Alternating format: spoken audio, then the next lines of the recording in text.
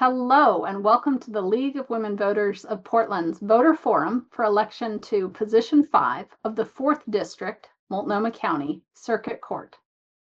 I am Audrey DeCourcy, member of the Portland League and the moderator for this forum. The League is a nonpartisan organization dedicated to making democracy work. We believe democracy works best when voters are informed about issues and engaged in their communities. We're presenting this forum to give eligible voters the opportunity to learn more about these candidates. We're grateful for support from the Carol and Velma Sailing Foundation, the Weiss Foundation, the League of Women Voters of Portland Education Fund, the Sarah Fruing Fund, and our media partner, Metro East Community Media. The 4th District of the Circuit Court covers all of Multnomah County. All county voters are eligible to vote for candidates for this office. All candidates for this position 5 were invited to participate in this voter forum. They accepted, and they're here today. John Casalino, Joe Perini-Abbott. Welcome to you candidates, and thank you for participating.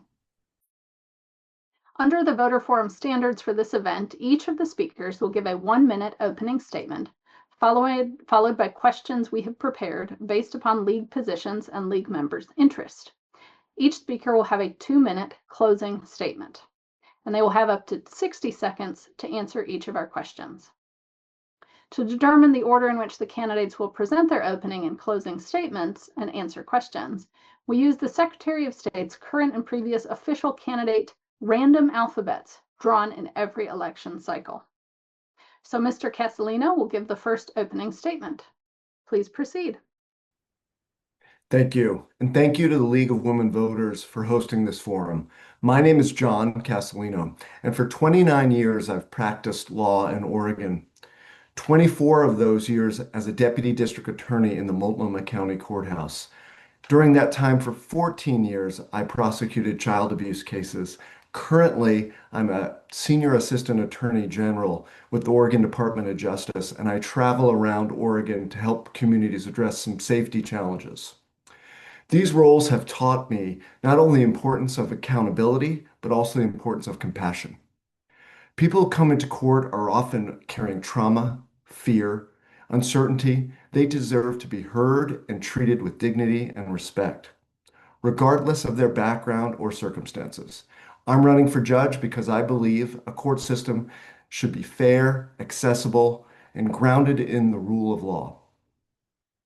On the bench, I'll bring the same experience, compassion, work ethics, balance, integrity, and care that I brought to every role in my career. Thank you. Thank you, Mr. Casalino. Our next opening statement is from Ms. Perini-Abbott. Thank you to the League of Women Voters, and thank you to those who are watching today. My name's Joe Perini-Abbott. I'm a career litigator, which means I've spent my 17 years in and around the courtroom, representing everyone from large Fortune 100 companies to small local manufacturing businesses here in Portland to criminal defendants who can't afford an attorney. I'm also a working mom of 2 kids who go to public school on the east side of Portland. And for the last 3 years, I've, on top of my practice, been a law professor at Lewis and Clark Law School, training the next generation of trial lawyers to be courtroom-ready advocates. I believe that the courts are the cornerstone of our community, and serving my community is what I care most about. Having a place where businesses or people know they can go and be treated fairly when there's a dispute between neighbors, a breached contract, or a crime that's happened is what allows us to trust each other and build a safe and secure place to live. I want to uphold the rule of law fairly, equitably, and competently to keep building a strong community here in Portland. Thank you, Ms. Perini-Abbott. And now on to the questions for the candidates. Our first question goes to Ms. Perini-Abbott. Do you have a preference in assignment within the court if elected? And if so, what would it be and why? So that's a great question. The seat that we're running for is a general bench seat, which means that it hears both civil and criminal cases. And that's about an even divide in what the types of cases are filed here in Portland in the Multnomah County Courthouse. There's about 60% civil, 40% criminal, although a lot more of the court time sometimes goes to criminal. My career has spanned civil and criminal work, which is what makes this so attractive to me. I've been able to blend civil and criminal practice for the last decade or so, doing both at the same time. And I think that level of engagement with both types of law makes you a better lawyer, has made me a better lawyer in civil and criminal practice. And I think it would make me as a judge, hearing both from community members who are affected by crime, but also community members in the business community and with civil disputes. It makes you a better judge because it gives you a really well-rounded view of what's happening in the community as a whole as you're making these incredibly important decisions. Thank you. Mr. Casalino, same question to you. Yes, as it was mentioned, this is a general bench assignment, so we'll do or handle both civil and criminal law. And anecdotally, I think judges say that about 85% of their time is spent on criminal. I would do whatever the presiding judge asks me to do. When people come into court, this is the most important decision matter to them.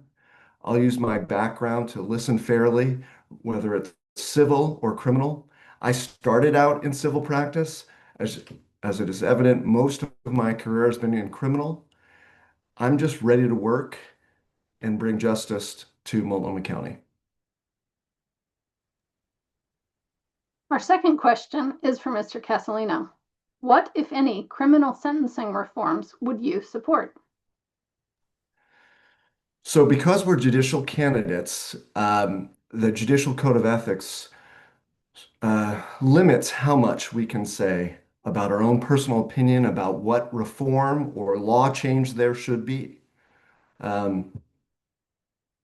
So we're not allowed to make any promises or take any sort of put our own personal opinion. And if we were to do so, uh, we I would be seen as biased, or someone might affidavit me or say that I don't want you to hear this matter. But I will say this, whatever law is before me, I'll give it careful consideration and make sure it follows the Oregon Constitution, which enshrines how you should consider sentencing. Consider public safety, accountability, reformation, and individual acts of responsibility. Thank you. Ms. Perini-Abbott? Certainly. And I agree with everything that Mr. Casalino just said about the restrictions we have on what we can say. I will say that in my career as a criminal defense attorney, my job has been to ensure that my client is seen as a whole person, that their story is heard, that the judge understands the person before them that they're sentencing, and that, you know, many times my clients pled guilty and we're taking accountability for whatever crime they committed. But you want judges to see the entire person before them. There are times, both at the state and federal level, where there are mandatory minimums that a judge can't go below, which obviously have to be respected. That's the will of the voters, right? That's the legislature. But as a judge, I would hope to be in a position where I can use my appropriate discretion and consider the factors that I have to require, the impact on the victim, the ability, what's needed for this individual to get what they need to come out on the other side, ready to be a productive member of society, and recognizing the whole person before me in the sentencing decision. Thank you. Question 3 is from Ms. Perini-Abbott. What, if any, weight should voters give the number of a judicial candidate's financial supporters, the identities of their donors, and the amount of their average contributions? So I think it's great that voters have access to all that information. I think it's knowing who is supporting a candidate is absolutely critical in making decisions about who backs them and how much they back them. I think those are all really important things for voters to have access to. I do think there is some, I can't assign to any voter what weight they should give that information, other than I think that it's important to look at for voters to understand where the support comes from for a candidate. I think that as judicial candidates, we have to be fair to everyone, no matter who our supporters were, who gave us money. That doesn't give anyone a leg up in the courtroom, nor should it, nor do I think it would for either myself or my opponent. But I do think it's important for voters to look at that information and understand where the financial support for candidates is coming from. Mr. Casalino? One, I think it's a very good that there's that level of transparency. Voters can see who donated and how much they donated, how many people donated. But at the end of the day, as judicial candidates, there are restrictions. We can't ask for donations. We certainly can't control who donates. That's just a piece of information that a potential voter has about a candidate. And like Ms. Perini, I don't know if you can assign a value or a weight to that, but I'm certainly glad in our system that information is available so voters can give it the weight or attention that they believe it deserves. You are watching the video or listening to the podcast of the Voter Forum of the League of Women Voters of Portland for the candidates for Position 5 for the 4th District Circuit Court, which is Multnomah County. Our next question is for Mr. Casalino. What would be the most significant considerations for you as a judge in dealing with self-represented litigants? So the most important consideration for me is that there is this procedural justice, meaning that for a self-represented litigant, that the procedure is explained to them, the resources that they can use to represent themselves, they've taken advantage of. We would like to think that everyone can get a lawyer. Unfortunately, because of circumstances, finances, and otherwise, that's simply not the case. So when you have a self-represented litigant in front of you, as a judge, you have to go above and beyond to make sure that their understanding of the proceedings and the process is fair so that they can put forth their story so you can make the appropriate decision. Ms. Perini-Abbott? Certainly. We have seen a huge uptick in pro se litigants, individuals without lawyers in civil cases. In the general bench, it's now almost 18% of cases. So about 1 in 5 have at least one party without a lawyer. When in civil practice, I had times where I was litigating against pro se plaintiffs, and I would have to be willing to pick up the phone and call them because you're required to call before doing certain things in court. And I would have to explain, I'm not your lawyer, but here's what's going on. So I have experience working actually with pro se litigants in those situations to try to bring cases to resolution or move cases forward from my experience as a civil litigator. It wasn't always easy. What's important is that the judge understands that while the decorum of the courtroom, obviously all of the court rules still need to be upheld, we can't create artificial barriers and rest on sort of strict procedure in ways that would exclude pro se litigants from meaningfully representing themselves in court, because they're here and it's going to continue to have pro se litigants, and we need a court system that works for them as well. Our next question starts with Ms. Perini-Abbott. How would you work to enhance public understanding of the circuit court's role in our communities? Well, this is one of my absolute all-time favorite topics. I will say I've been trying to get out already in my campaign to farmers markets and hosting. I hosted a potluck in our in a church basement in my neighborhood to talk about just this, because my hope for the average citizen is that they never show up in court, because usually it's because something bad happened. But they need to know why courts are important and what to do when they show up in court. We have some amazing organizations in Oregon that do civics learning for high schoolers, like the Civics Learning Project that I volunteered with for their mock trial groups and their constitution teams. I think that early civics education is incredibly important, but we also need to find ways to get outreach and make the courthouse accessible. As a law professor, I tell my students, go to court, just go watch. It's open to everyone. And I would love it if average citizens walked into the back of my courtroom just to see what's happening on a day-to-day basis. Thank you. Mr. Casalino? Yeah, so as a prosecutor, I've spent years at speaking to the grand jurors. In many counties, grand jurors, it's their first experience with how the court system works.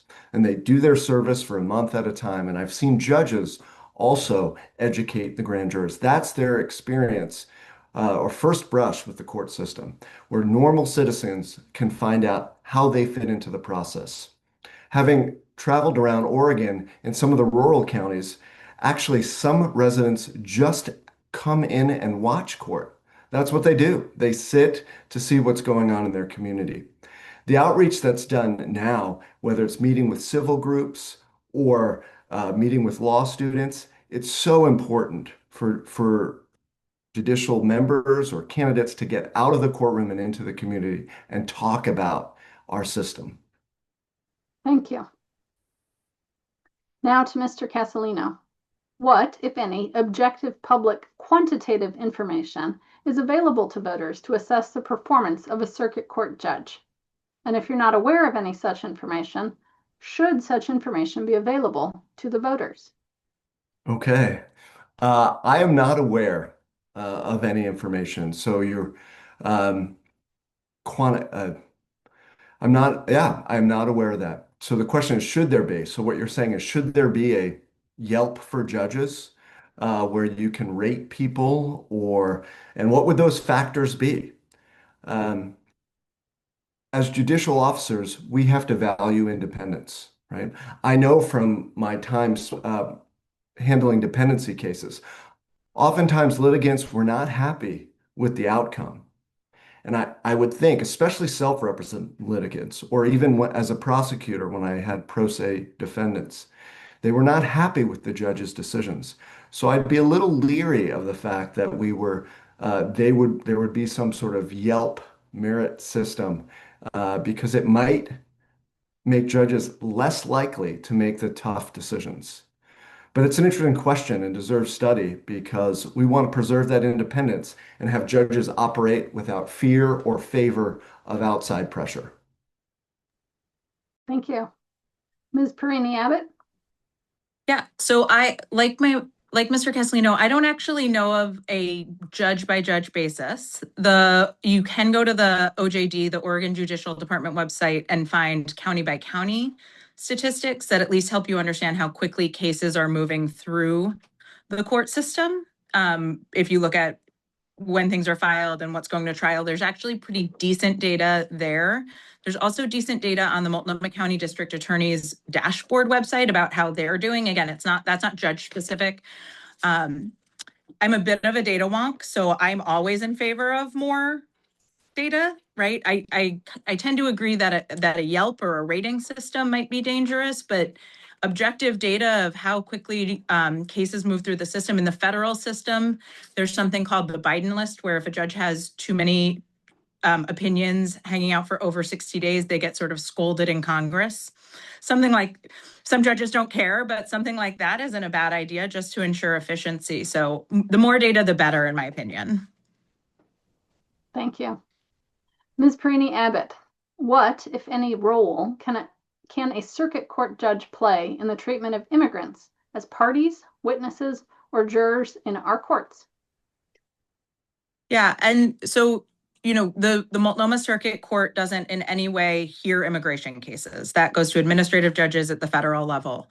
But we certainly serve a community that is full of immigrants, documented and undocumented. And I think the most important thing that the state court can do is ensure that the state court is an open place where people feel safe showing up, where someone who's been a victim of a crime is willing to come regardless of whether they're documented or undocumented to tell their story. I think it's very dangerous when the courts become a place where people don't feel safe to show up. We need all of our community members to be willing to walk in the front doors of courthouse, to be witnesses, to show up as family members for other people in support of, if they have a family member who's in a civil case or a family law case. And so as a circuit court judge, I think our role is to ensure that our courts are safe and welcoming places for all people, regardless of their documentation status. Mr. Casalino? We want our courts to be used. We want our courts to function, to keep us safe, to solve disputes.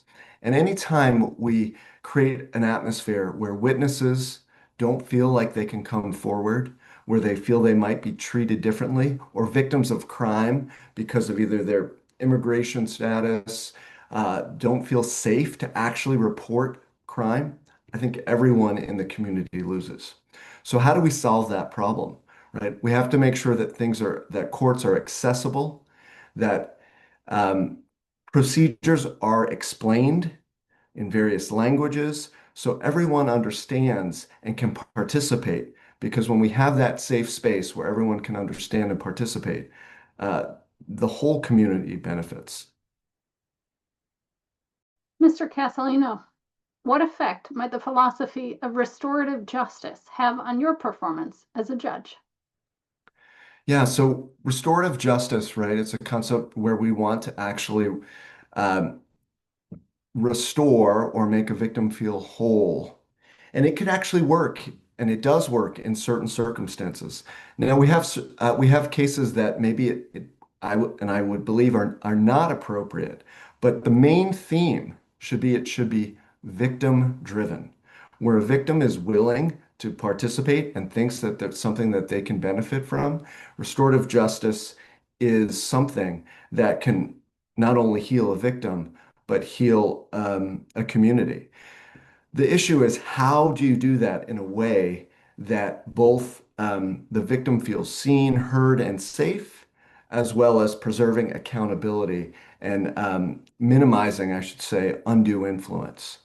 So in certain cases, like I think there's been models around the country, property crimes cases, they've used restorative justice. Things get a little bit more uh, concerning or difficult when we talk about person crimes, but it should always be victim driven. Ms. Perini-Abbott? Yes. So, um, restorative justice, I think, is one of the few chances that we have as a justice system to actually make victims whole.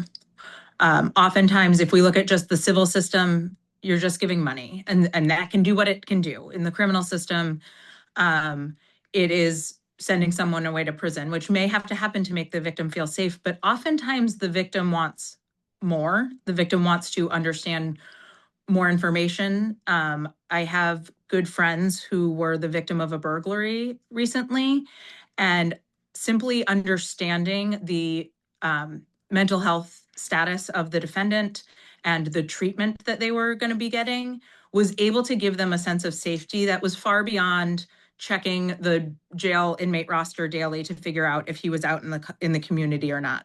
That's what restorative justice does. It lets people come together and have a conversation to see if there's a way that the victims can feel safe and whole that's not just sending someone to prison. And it can really increase accountability for the defendant too, which can reduce recidivism. Thank you. Our next question starts with Ms. Perini-Abbott. What role can a circuit court judge play in the treatment of unhoused persons as parties, witnesses, or jurors in our courts? Certainly. Multnomah County has a significant unhoused population, and our courts, just like I mentioned for undocumented neighbors, should be open to all of them. Our unhoused neighbors should feel welcome in the courtroom, should be able to bring their civil cases to the court, whether pro se or with legal aid or finding a lawyer some other way. Oftentimes they are witnesses to crimes. My husband's a public safety support specialist who works for Portland Police, and he works overnight in Old Town. He spends a lot of time talking to unhoused individuals about what they saw, whether they were victims or witnesses to crimes. And we need to find a way to, and I think it's the judge's responsibility in the courtroom to ensure that they feel welcomed and treated with dignity, right? Our unhoused neighbors are still our neighbors, and the courts are open to everyone. And so we need to find ways to communicate with them to make them feel safe walking in the doors of the courthouse, because they are an integral part of the entire justice system as well. Mr. Casalino? Yeah, as uh, as a prosecutor, I've had many cases where unhoused folks were either accused of a crime or a witness to a crime. And what we see with the unhoused population, there's an intersection also of mental health, sometimes challenges, addiction. All these make it very challenging to create an atmosphere where someone who either who's accused, a civil litigant, or a witness to feel that they're actively being heard and participating in the court system. So a couple things can occur. A lot of it, again, as from being in the district attorney's office, it's actually we've had victims advocates help unhoused folks get to court. And so once they're in the door, what can a judge do? And it's about having that patience, right? That demeanor, that calmness, that sometimes, and that willing to listen so that the rules can be explained and folks actually feel that they are getting their matter the attention it deserved. Our last question is for Mr. Casalino. What, if any, changes in the Oregon jury system or jury service do you think should be considered? Okay, so let me do this so I'm not going to run afoul of giving a position or a promise or some law that I would support. But I'll just say generally, right? It's a win if we can increase participation, right?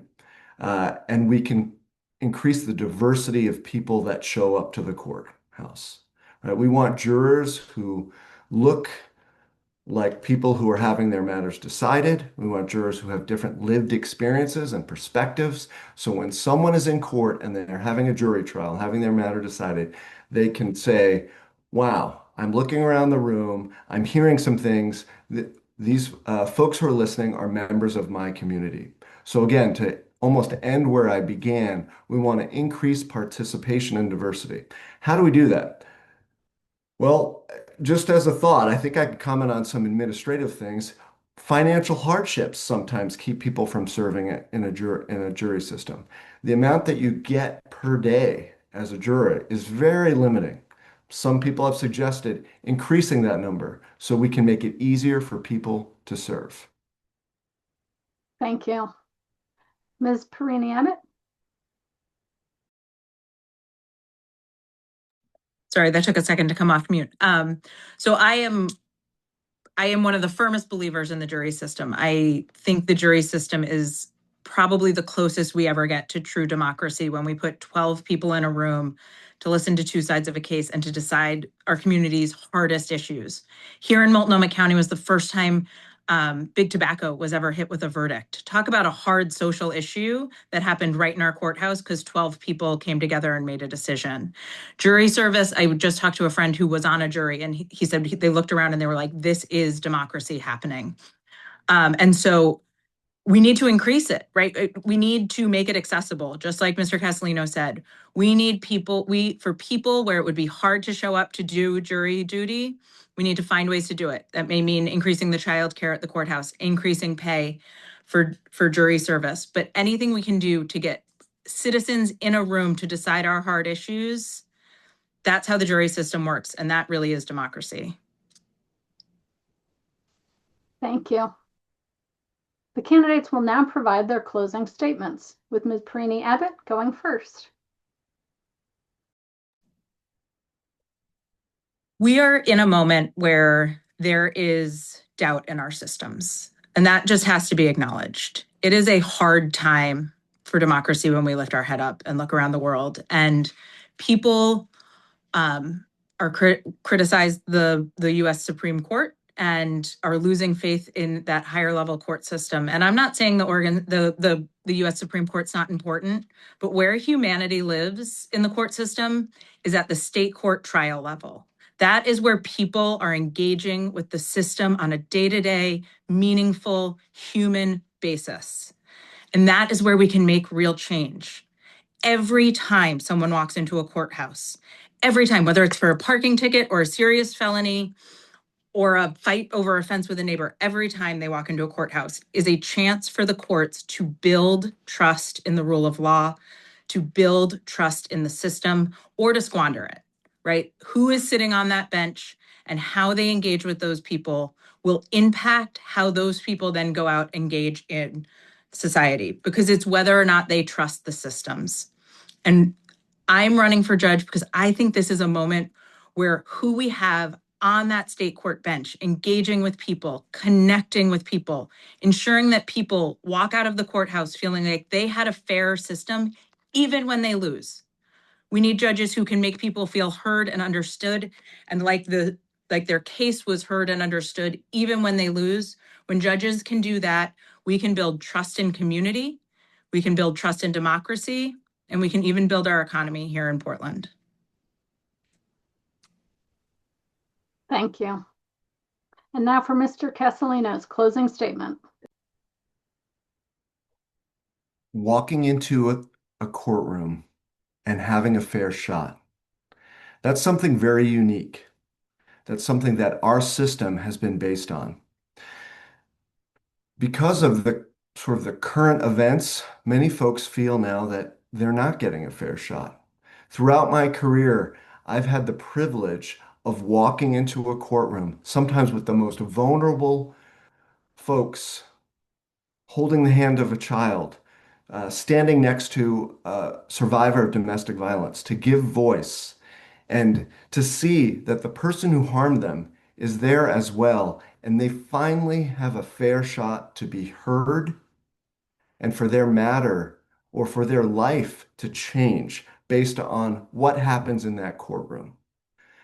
That responsibility, that life-changing power to manage cases, to see cases that are not just as files with numbers, but attached to real human beings who are looking for someone to give them a fair shot, it's transformative what a judge is able to do.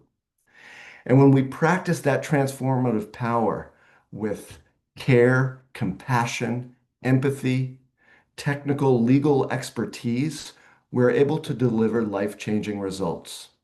And when we do that, we restore and establish trust in our judicial system and even in our community. I'm running for judge because for all my career, I've served this community and I want to continue to serve this community and make sure that everyone who walks into that courtroom feels like they got a fair shot, even when it doesn't go their way. So they walk out thinking, I was heard and where I live is important and it does in fact matter that I was here. Thank you both. This concludes today's voter forum with the candidates for position 5 for the 4th District Circuit Court, which is Multnomah County.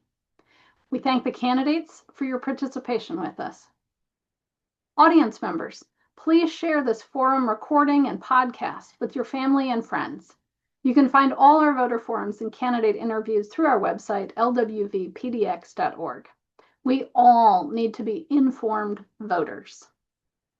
If you are registered to vote by April 28th, you should receive your ballot by May 6th. As with all Oregon elections, most voters will participate by mailing in their ballots, although in-person voting is available. Check your Multnomah County voters pamphlet online or when the paper copy arrives by mail at your household. Ballots will be mailed starting April 29. To be counted, ballots must be postmarked by Election Day, which is Tuesday, May 19 at 8:00 p.m. The League of Women Voters strongly advises that if you are going to return your ballot by mail, you mail it at least 1 week before Election Day. That is, by mailing it by Tuesday, May 12. You can also find an official ballot drop box location near you by checking www.vote411.org or in the Multnomah County Voters Pamphlet. If you drop your ballot in an official ballot drop box, you have until 8:00 p.m. on Election Day, Tuesday, May 19th. The League of Women Voters is a nonprofit membership organization. We hope this forum was meaningful to you. We welcome you to join the League or contribute to the cost of these services at lwvpdx.org. This is Audrey DeCourcy for the League of Women Voters of Portland. Thank you for watching and listening and for being an informed voter. And remember, your vote counts.